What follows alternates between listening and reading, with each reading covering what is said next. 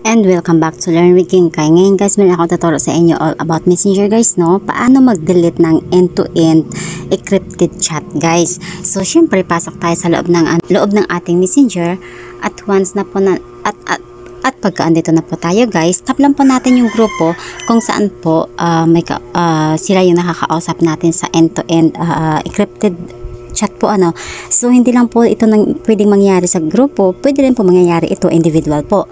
So pagkatapos po niyan, tap lang po natin yung bilog sa ibabaw na parang may letter I, then go down at itap lang po natin yung delete chat.